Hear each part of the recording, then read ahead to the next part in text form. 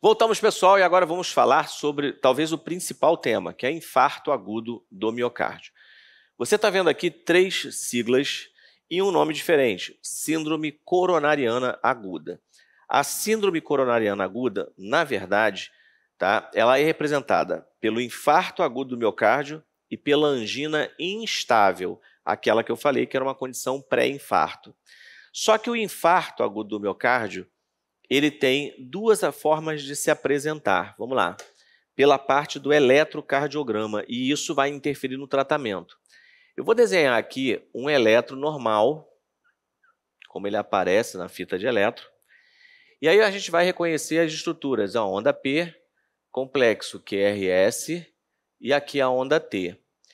No final do complexo QRS, olha aqui, ó, no final do complexo QRS até o início da onda T, eu tenho o que a gente chama de segmento ST. O segmento ST é um segmento, tá, que ele altera, quer dizer, na verdade, deixa eu corrigir minha fala, ele pode alterar no infarto agudo. Então, o que acontece? O normal é que ele siga a linha de base do eletro. A linha de base é essa linha aqui de baixo, de onde as ondas partem. No infarto agudo, você pode ter isso aqui acontecendo, ó. E aí a gente percebe o quê? Houve uma elevação do segmento ST, o segmento ST está aqui em cima, e a onda T, que era positiva, ela inverte. A elevação do segmento ST é chamada, na sigla em inglês, de STEMI. O que seria o STEMI, gente? É só ler ao contrário, tá? Infarto do miocárdio com elevação do ST. E quando você tem um paciente infartado com elevação do segmento ST, o que vai acontecer? Nós vamos trabalhar para que esse paciente, se eu tiver um serviço de hemodinâmica no hospital, faça a intervenção coronária percutânea, que na verdade é o cateterismo cardíaco com a possibilidade de colocação de prótese, que é o stent, né? Então, isso seria o infarto com ST. Agora, existe a outra sigla ali, começa com N, que é o infarto do miocárdio, e o N é de NOT, não, sem elevação do ST. É o infarto que não tem alteração do eletro. E aí, nesse caso, a intervenção coronária percutânea, que é o cateterismo com a colocação da prótese, que é o stent, não é indicado. A gente vai fazer o uso de trombolítico. Então, isso interfere na forma de tratamento. E a angina instável faz parte do processo. Mas esses dois aqui são infartos agudos. Infarto agudo do miocárdio. A questão é se mexe ou não no eletro. Lembrando que idosos, mulheres e diabéticos têm maior chance de fazer o infarto atípico. O que é o infarto atípico, gente? É o infarto sem dor. É o paciente que está infartando sem a característica clássica, que é a dor torácica. Tá? Então, em relação a isso, uma pergunta de prova é quanto tempo da chegada do paciente na emergência com uma suspeita de infarto, em até quanto tempo eu tenho que rodar o eletro? Tem que fazer, né, a abordagem desse paciente e obter o primeiro eletrocardiograma dele. Você sabe quanto tempo? Em até quanto tempo? Então está aqui, ó. Em até 10 minutos, a partir do paciente queixa-se de dor e chega ao serviço de emergência, nós já temos que obter o primeiro eletro. E esse eletro, muitas vezes, é um eletro que vai estar normal, porque o eletrocardiograma, ele pode ir alterando no infarto agudo do miocárdio em até 12 horas. Então, você vai ter um paciente que em até 12 horas vai estar lá com o eletro sendo alterado. Então, assim que ele chega, eu já tenho o primeiro eletro e esse eletro será comparativo. Esse eletro eu vou usar de base, a gente chama de eletro base. E dali eu vou notando as alterações eletrocardiográficas que irão acontecer ao longo do tempo. Tá certo? Então, pergunta de prova, a partir de quanto tempo, em até quanto tempo eu tenho que obter o primeiro eletro? 10 minutos é a resposta. Tá? E aqui eu trouxe, para que você não observou, não conseguiu entender o que era supra de ST, que eu exemplifiquei aqui, é isso aqui, ó. Olha aqui o eletrocardiograma mostrando que a linha de base que era para estar aqui embaixo, ó, ela foi lá para cima, tá vendo? Ó? A linha de base está aqui embaixo, ela foi lá para cima. Então, isso aqui é um supra de ST. E aqui mostra a evolução do infarto. Nós temos a alteração eletrocardiográfica ao longo do tempo no infarto agudo. Então, por exemplo, a onda T ela começa a alterar a sua forma, aí você tem o supra de ST em mais ou menos 30 a 40 minutos. Isso aqui é uma estimativa, tá, gente? Não é um tempo fixo. 30 a 40 minutos começa a ter a elevação do segmento ST e em até 24 horas a onda T, que é sempre positiva, que é sempre para cima, ó, a onda T, ela inverte, ela fica para baixo, olha aqui, ó.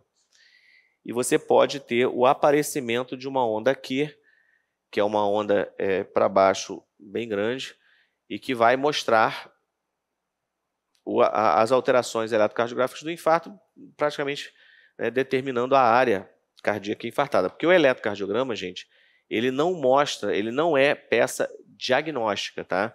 A gente não usa o eletro para fechar o diagnóstico e falar, esse paciente infartou. A gente usa o eletro para saber a área que está infartada, para a gente identificar qual área do músculo cardíaco infartou, tá certo?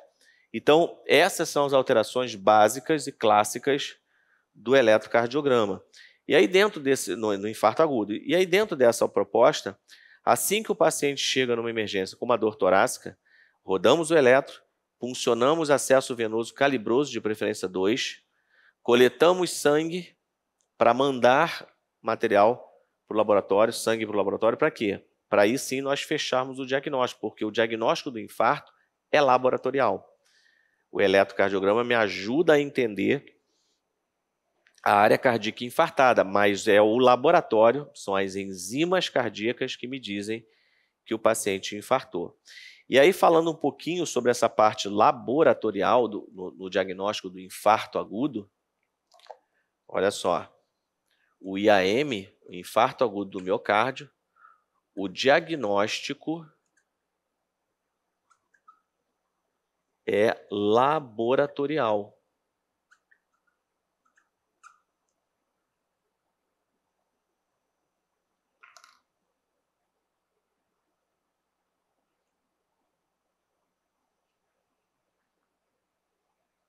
Entendeu? Então, assim, nós temos o laboratorial.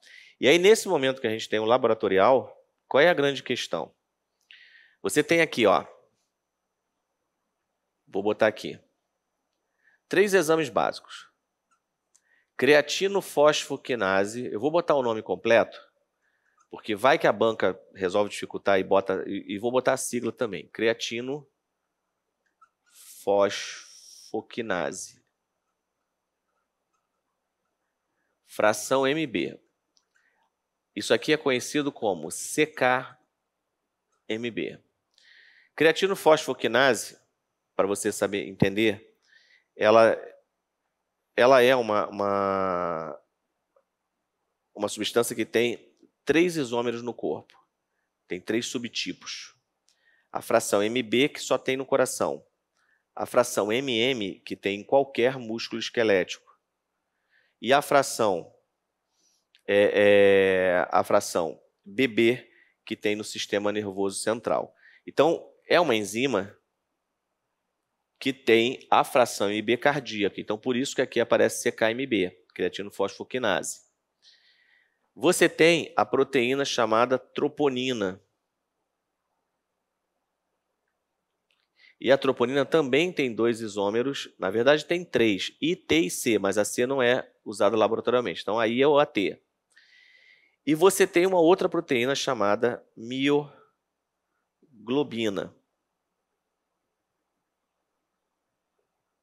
O que a gente precisa entender? A creatinofosfoquinase, fração MB, é cardíaca. A troponina é cardíaca. Só tem no coração. Troponina I e T só tem no coração. É a mais sensível de todas. Essas duas aqui são as chamadas marcadores cardíacos. A mioglobina é uma proteína que a gente dosa, mas ela não é específica cardíaca, porque mio é músculo e globina é proteína muscular. A mioglobina aparece na corrente sanguínea quando você tem lesão muscular de qualquer músculo. Então, ela não me diz que é algo cardíaco, ela só me diz que eu tive uma lesão muscular. Então, basicamente, o que é isso?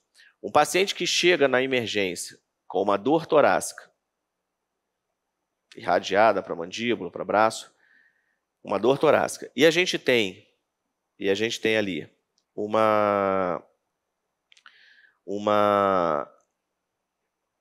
laboratório. E uma a 3 horas você já tem mioglobina na corrente sanguínea. Uma hora já tem na corrente sanguínea. Aí você tem um laboratório que a mioglobina é positiva. Por mais que o cara tenha dor torácica, eu não posso dizer que aquilo é infarto. Porque, por exemplo, se ele sofreu qualquer lesão muscular, e a gente sofre lesão muscular às vezes sentado, quando você mexe a perna, tu sente uma fisgada na perna às vezes, aquilo ali pode ser uma fibra muscular que rompeu, ela vai liberar a mioglobina na corrente sanguínea. Então, basicamente, o que a gente fala de frase para você entender a questão da mioglobina? A mioglobina, né, a frase que eu gosto de citar nas minhas aulas é: todo paciente infartado terá mioglobina na corrente sanguínea, porque se infartou, lesionou o músculo, então vai liberar mioglobina na corrente sanguínea. Então, todo paciente infartado tem mioglobina na corrente sanguínea. Mas nem todo paciente que tenha mioglobina na corrente sanguínea infartou. Vê se você consegue entender essa frase. Todo paciente infartado terá mioglobina na corrente sanguínea, mas nem todo paciente que tenha mioglobina na corrente sanguínea infartou. Então, isso é um ponto importante. Tá? Isso é um ponto importante. Então, a gente precisa entender que a mioglobina ela faz parte dos marcadores laboratoriais do infarto, mas ela não me trará o diagnóstico do infarto. Eu vou usar ela para outra coisa que eu já vou explicar. Quem efetivamente me traz o diagnóstico é a creatinofosfoquinase e a troponina. E a creatinofosfoquinase fração MB, CKMB, e a troponina IOT. Então tá aqui, ó. CKMB e troponina IOT me dão o diagnóstico do infarto agudo do miocárdio. E a mioglobina exclui o diagnóstico. Por que exclui, Valdemir? Não entendi. Vamos lá. Você entendeu que a mioglobina é uma proteína muscular que qualquer músculo do corpo que se lesione vai liberar ela na corrente sanguínea? Você entendeu isso? Então, se eu tiver uma lesão cardíaca, eu vou liberar mioglobina na corrente sanguínea. Mas se eu tiver uma lesão muscular qualquer, eu libero mioglobina também.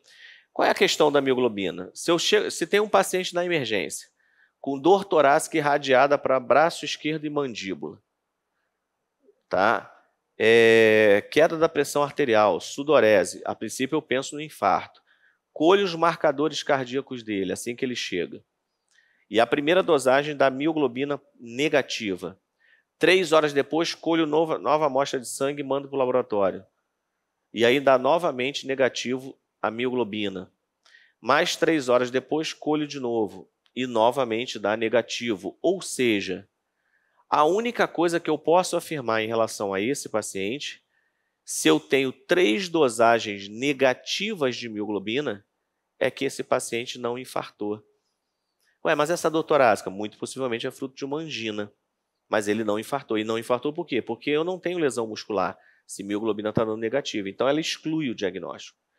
Agora, quem confirma diagnóstico de infarto é CKMB e troponina.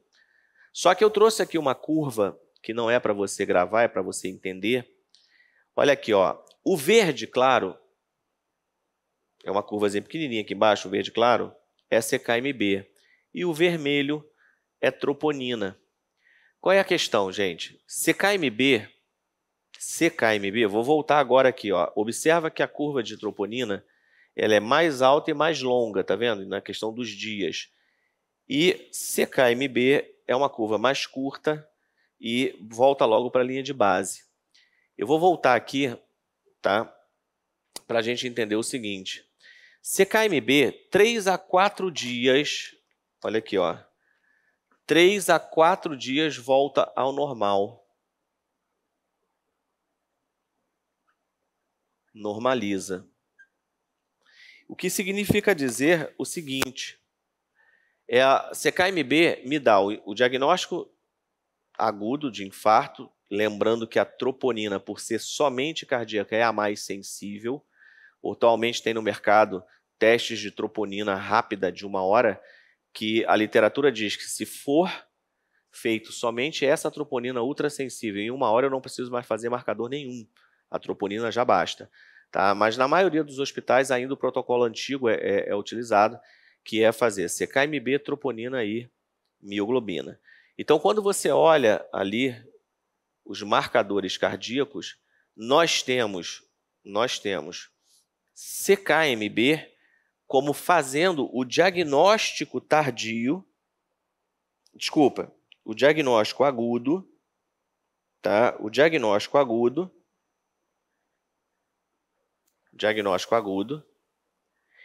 e 3 a 4 dias normaliza. O que significa isso? Se eu conseguir estabelecer a oxigenação muscular, CKMB vai diminuindo a sua curva e normaliza. Então, CKMB me diz se o tratamento que eu estou dando, porque o que está faltando, gente, no infarto? Sangue oxigenado. Se eu conseguir fazer chegar sangue oxigenado, a lesão muscular do infarto para. E se para, não libera mais CKMB. Então, você vai ver a curva subindo enquanto tem a lesão. Aí eu entro com sangue e oxigênio, ele começa a cair. Então, o CKMB me mostra a expansão do infarto e o diagnóstico agudo. Já troponina, ela leva de 7 a 14 dias para normalizar. 7 a 14 dias para normalizar. Então, observa. Idosos, mulheres e diabéticos fazem o infarto atípico, que é o infarto sem dor. E se o cara não tem dor torácica, gente, ele não vai para a emergência no primeiro momento. Até porque ele não associa a algo torácico importante. Muitas vezes esses pacientes levam 4, 5, 6, 7 dias para dar entrada na emergência. Só que quando ele chega a 7 dias, o infarto muitas vezes já se autolimitou, mas está infartado, precisa tratar. E aí, com 7 dias, eu já não pego na corrente sanguínea, quando eu dosar a parte laboratorial, eu já não consigo enxergar na corrente sanguínea CKMB, porque 3 a 4 dias já parou. Quem vai me salvar nesse diagnóstico mais tardio? Troponina e IOT. Então, nós temos mioglobina, exclui diagnóstico. CKMB me dá o diagnóstico agudo, o cara chegou agora, tem CKMB na corrente sanguínea, muito possivelmente é infarto. E também me mostra a expansão do infarto, se o meu tratamento está sendo efetivo ou não. Se eu estou entrando com oxigênio, se eu estou dando vasodilatador coronariano e o infarto continua aumentando, eu vou ver a curva de CKMB subindo. Agora, se eu acertei o tratamento, se eu estou dando o que o músculo estava precisando, a curva de CKMB cai. Então, ela me mostra, né, se o meu tratamento está sendo eficiente. Já a troponina me dá o diagnóstico do infarto agudo do miocárdio e também me mostra um diagnóstico mais tardio em pacientes que fazem infartos atípicos, que é o infarto sem dor. Tá? Então, aqui estão os 3 principais marcadores laboratoriais que são usados no infarto agudo do miocárdio. Tá certo, pessoal? E o tratamento do infarto? O tratamento do infarto, aí agora eu vou apagar aqui para a gente poder trabalhar um outro raciocínio. O tratamento padrão do infarto, eu vou usar um mnemônico aqui para te ajudar a gravar. Olha aqui, ó. Mona. O que é mona? Morfina, M de morfina. A morfina é um analgésico potente e que reduz a ansiedade. Cuidado com a armadilha de falar que a morfina é ansiolítico. Não. A morfina é um analgésico potente, só que como ela controla a dor, ela reduz a ansiedade do paciente, porque quanto maior a dor torácica, mais ansioso o paciente fica e mais oxigênio ele gasta, ele consome. Nós temos o oxigênio, nós temos os nitratos, tá? E nós temos o ácido acetil salicílico. Lembra dele? É o mesmo lá da angina. Eu não quero que se forme coágulo. Então, o tratamento padrão do infarto é morfina, oxigênio, a nitroglicerina, que é o vasodilatador coronariano, igualzinho, tá? Oxigênio, nitrato e AS é igualzinho lá a angina. Aqui entrou a morfina. Só que eu ainda posso precisar de mais tratamentos. Então, eu posso ter beta-bloqueadores, que são antihipertensivos. Eu posso ter inibidor da enzima conversora de angiotensina, os IECAs, que são antihipertensivos.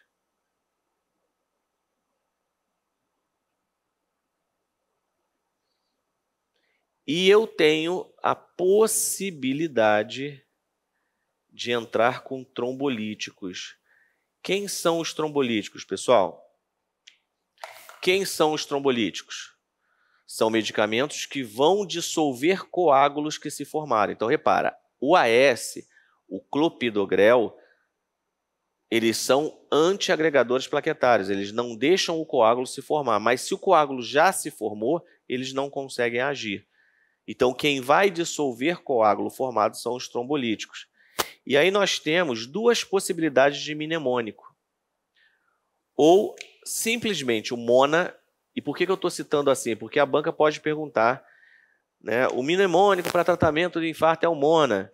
Em relação a essas iniciais, representa que tratamento? Aí vai te perguntar, aí, morfina, oxigênio, nitrato e AS. E tem o mnemônico estendido, que é o MONABIT, onde nós temos morfina, oxigênio, nitrato e AS, beta-bloqueador e IECAs, inibidores da enzima conversora de angiotensina, que são antihipertensivos. O beta-bloqueador e o IECA são antihipertensivos. E os trombolíticos, alteplase e reteplase, que serão indicados em alguns tipos de infarto. Então, esse é o tratamento chamado estendido. Tá certo? Então, em relação a isso, nós vamos ter, né, a necessidade, e aqui está o tratamento padrão, e a necessidade de tratar esse paciente o mais rápido possível. Os trombolíticos devem ser administrados o quanto antes. Aí existe uma meta de se administrar trombolítico em até 30 minutos da chegada do paciente no hospital. É o chamado porta-agulha. Tempo porta-agulha. O que é o tempo porta-agulha? É a meta que os hospitais tentam alcançar de um paciente chegar infartado e que ele vai precisar de trombolítico e ele iniciar o trombolítico em até 30 minutos. E aí está aqui, ó, alteplase, tenecteplase, reteplase, são os ativadores de plasminogênio tecidual, que é o nome da droga, né, é o princípio ativo. O tempo porta-agulha de 30 minutos e o tempo máximo recomendado, onde você pega a eficiência máxima de 6 horas. Então, quem são os pacientes que vão ser indicados os trombolíticos? Paciente com dor torácica com mais de 20 minutos, que não aliviou somente com o uso da nitroglicerina, aí eu já suspeito que não é a angina, eu começo a raciocinar com infarto. Aquele que teve elevação do segmento STI, no mínimo 2 derivações, mas que eu não consigo fazer a angioplastia. E aí, cuidado com isso, porque se o paciente faz elevação de ST, eu posso fazer o cateterismo cardíaco nele. Tem indicação para fazer cateterismo, mas se o hospital não tiver serviço de hemodinâmica e não puder fazer isso, ele vai tomar trombolítico. Tá? E menos de 6 horas do início da dor. E quando é que eu não posso usar o trombolítico? Quais são as contraindicações absolutas? Em qualquer situação, gente, que eu posso sangrar, ou eu já tenho um sangramento vigente, ou eu posso sangrar. Sangramentos ativos, distúrbio de sangramento conhecido, histórico de acidente vascular encefálico hemorrágico, histórico de malformação de vasos intracranianos, cirurgia ou traumatismo de grande porte, hipertensão não controlada, que pode sangrar, e gestação, gravidez, que pode sangrar. Gestação, a qualquer momento a mulher pode sangrar, então é contraindicado o uso, né, de trombolítico. Então, basicamente, quais são os cuidados de enfermagem em paciente em uso de trombolítico? Eu tenho que minimizar o número de vezes que a pele do cliente é puncionada. Tudo que faz sangramento, gente. Evitar injeções intramusculares. Coleta sangue ao iniciar o acesso e depois evita puncionar, só o controle quando é necessário. Inicie os acessos intravenosos antes da terapia trombolítica e designe um acesso para a utilização de coleta de sangue para tu não ter que ficar puncionando. Então, se for o caso, se ele tem uma programação de fazer vários coletas de sangue, deixa um acesso só para isso. Faz a salinização e deixa quieto ali, e o outro acesso você vai passando medicamentos. Evite o uso contínuo de manguito de pressão arterial não invasivo, para não fazer ruptura de vasos e sangramentos, hematomas. Monitore quanto a arritmias agudas e hipotensão. Monitore quanto a reperfusão, resolução da angina ou alterações agudas do segmento ST, e verificar se há sinais de sangramento, tá? Diminuição de pressão arterial, aumento de frequência cardíaca, qualquer tipo de sangramento por procedimentos invasivos, alteração de nível de consciência, queixa de cefaleia, que podem indicar sangramentos em locais especiais. Tratar o sangramento caso ele apareça, tá? E aí a gente para a terapia trombolítica ou de qualquer uso de anticoagulante, e se ele estiver sangrando, por exemplo, no local específico, aplica compressão direta e chama o médico. Trate o sangramento de pequeno porte por meio da aplicação de pressão direta, tá? E a partir daí o paciente vai ser monitorado quanto ao uso de trombolítico. Agora vamos falar um pouquinho das complicações do infarto. E quando a gente fala de complicações do infarto, gente, é importante entender que nós temos várias. Eu vou botar aqui algumas para deixar registrado, porque na apostila eu explorei só as principais. Mas quando você fala de IAM e das complicações, nós temos a insuficiência cardíaca como uma das principais. Nós temos as arritmias cardíacas, também bastante comuns. Complicações do infarto, tá? Mas nós podemos ter o choque cardiogênico, que a gente já viu na aula de choque. Cardiogênico. Nós podemos ter embolias, tromboembolismo, tá? Nós podemos ter ruptura de septo, que é quando o infarto é tão extenso que o músculo rasga. E se ele rasgar na área septal, que é a área que separa o ventrículo direito do ventrículo esquerdo, o paciente está morto. Ruptura septal, que é a parede que separa o ventrículo direito do ventrículo esquerdo. O infarto é tão extenso e é ali que o músculo rasga. Rasgou, comunica sangue do lado direito com o lado esquerdo dos ventrículos, e o paciente tem 99,98% de morte. Só escapa o milagre, realmente. Então, essas aqui são algumas de outras complicações que são menores e que aí não caem em concurso. Mas a insuficiência cardíaca é uma das mais comuns. Ela sofreu uma evolução na sua definição, e aí nós temos a insuficiência sistólica e diastólica. O tipo mais comum é a sistólica, em que o músculo perde a capacidade de esvaziar, ele perde força de contração. Então, a insuficiência cardíaca é definida como uma perda de força de contração e, consequentemente, o músculo não consegue esvaziar. E isso faz com que ocorra uma congestão no sistema, porque se o ventrículo não conseguiu esvaziar, gente, você vai ter uma congestão. E aí nós temos a principal pergunta de prova em concurso, que é: quais são os sinais e sintomas quando uma insuficiência cardíaca afetou o lado direito, ou seja, o ventrículo direito, e uma insuficiência cardíaca que afetou o lado esquerdo. E aí eu vou fazer um desenho aqui para te ajudar nesse raciocínio, para que você entenda o processo. É um desenho rápido que vai mostrar pequena e grande circulação. Então está aqui, ó, átrio direito, ventrículo direito, átrio esquerdo, ventrículo esquerdo.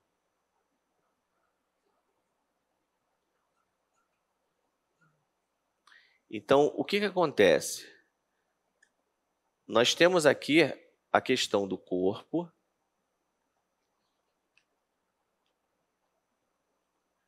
Nós temos aqui o pulmão. Então, eu acabei de desenhar pequena e grande circulação. Vamos relembrar? Como é que é a grande circulação? O ventrículo esquerdo bombeia o sangue já oxigenado para o corpo. A partir daí, o oxigênio é consumido e o sangue volta ao átrio direito, tá? Para passar para o ventrículo direito e do ventrículo direito ser bombeado para o pulmão, para ser oxigenado de novo. Aí no pulmão ele retorna ao átrio esquerdo e aí vem para o ventrículo esquerdo para reiniciar o ciclo. Então o que eu quero que você entenda? Olha ali, ó, a insuficiência cardíaca esquerda, lembrando, insuficiência cardíaca é quando o ventrículo perde força e não consegue bombear. Se o ventrículo esquerdo perder força muscular, ele não conseguir bombear, ele não vai esvaziar. Isso vai criar uma congestão e daqui a pouco essa congestão vai chegar ao átrio, que não vai conseguir esvaziar porque o ventrículo já está cheio, e ela vai atingir o pulmão. Então, repara, o primeiro órgão que sofre na insuficiência cardíaca esquerda, o primeiro órgão é o pulmão. Então, no lado esquerdo, os sintomas são todos pulmonares. Como é que isso cai em prova, Valdemir? Cai assim. Quais são os sinais e sintomas da insuficiência cardíaca esquerda? Aí você vai olhar e vai procurar, na alternativa de resposta, tudo aquilo que só fale do pulmão. Aí vai ter uma alternativa que vai falar assim, ó, dispneia paroxística noturna, que é quando o paciente tem uma dispneia, quando ele deita, dorme e acorda sufocado. Ortopneia, que é quando o paciente deita e já tem a dispneia e ele já precisa sentar e ficar em pé para conseguir voltar a respirar bem. Então, isso é ortopneia. Então, observa, dispneia, pura e simples, dispneia paroxística noturna, ortopneia ou edema agudo de pulmão, que é quando a pressão pulmonar sobe tanto que interfere na troca gasosa. Então, isso tudo é lado esquerdo. E o lado direito, Valdemir? O do lado direito, o processo é diferente, porque quando você tem a congestão direita, o lado direito, o ventrículo vai ficar sobrecarregado, o átrio direito fica sobrecarregado, e os sinais e sintomas da IC direita são todos sistêmicos, porque afeta o corpo. Então, quando alguém tem uma insuficiência cardíaca direita, ele faz turgência de jugular, as veias do pescoço ficam saltadas, turgência de jugular, em especial a jugular.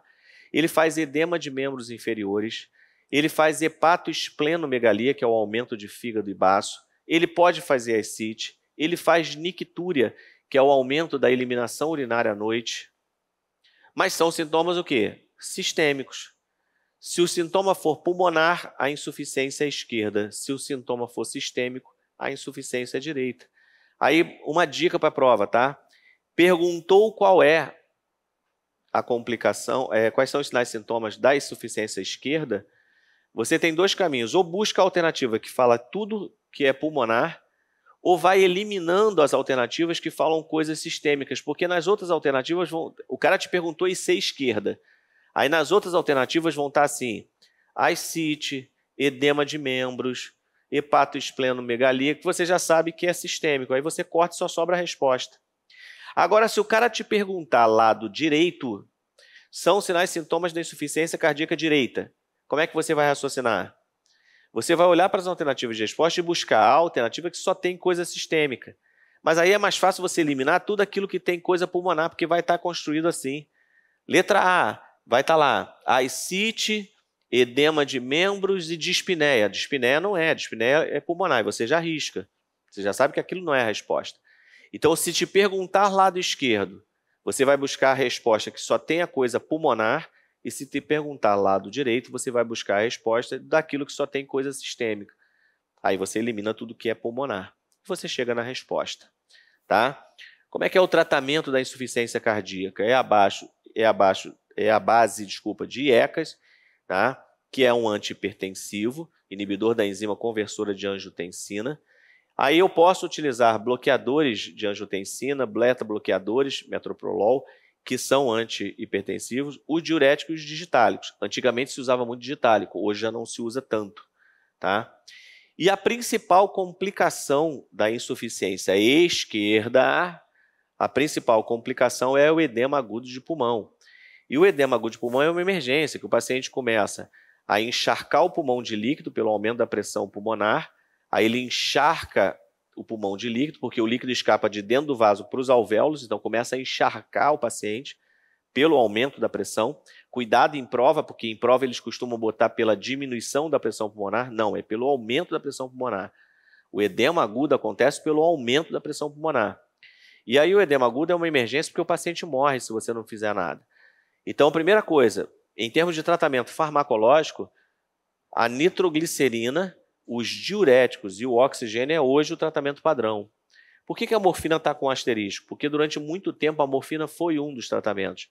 Mas a morfina acabava sendo associada muito a pacientes que iam para terapia intensiva. Então ela hoje perdeu um pouco da sua força, embora ela ainda faça parte do tratamento, mas nitroglicerina, diuréticos e oxigênios são a base do tratamento de edema agudo de pulmão. E aqui pergunta de prova. Da parte de cuidado de enfermagem, qual é a posição que nós colocamos um paciente em edema agudo de pulmão?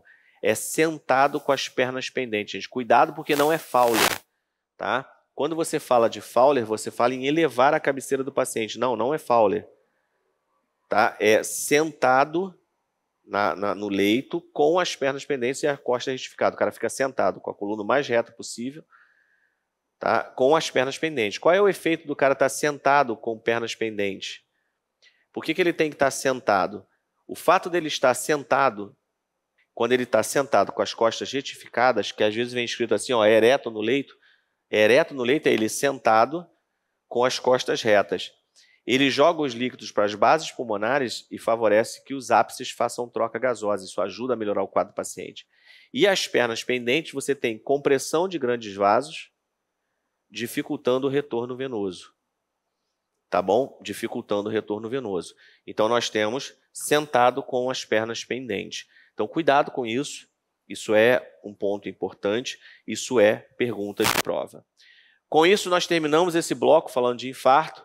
E no próximo bloco eu vou falar um pouquinho sobre eletrocardiograma, porque tem caído questão disso em prova, então você tem que saber o básico de eletro. E aí vai ser um bloco para fechar a parte específica de cardiologia e a gente poder ir para neuro, que é o segundo grande tema da aula de hoje. Sai daí não, eu já volto.